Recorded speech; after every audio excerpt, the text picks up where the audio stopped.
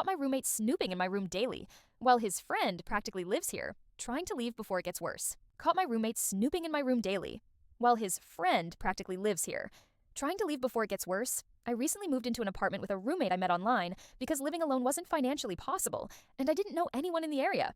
Things were fine at first, but then a friend of his started staying over more and more. He told me she had just started a new job. Her place was far, and she'd be around only temporarily. I understood. It seemed reasonable at the time, but that temporary stay turned into her being at the apartment constantly. She's been here so long now that she basically lives here, uses the place like it's her own, and it's extremely obvious she's actually his girlfriend. Around this time, my partner moved to the same city for work. I was upfront with my roommate about wanting them to stay with me. I even offered to pay extra for utilities, rent, since it meant an additional person. Meanwhile, his girlfriend has been staying for free, with full access to everything. Then, things got worse. I started noticing signs that someone was going through my personal stuff. I installed a small camera in my room, and sure enough, my roommate was entering my room almost every day, opening drawers, closets, etc. There was also a night when his girlfriend let herself into the apartment while he wasn't even in town. No warning, no message. She acted like she had every right to stay alone in the apartment.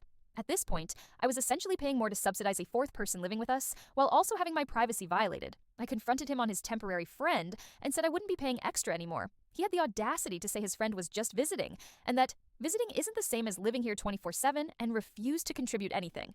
I didn't want the situation to escalate further, so I dropped it for my own sanity. I haven't mentioned anything about the snooping yet. Now I'm planning to move out by finding someone to take over my part of the lease. I don't plan to mention anything to him until the very end because I genuinely don't trust how he'll react.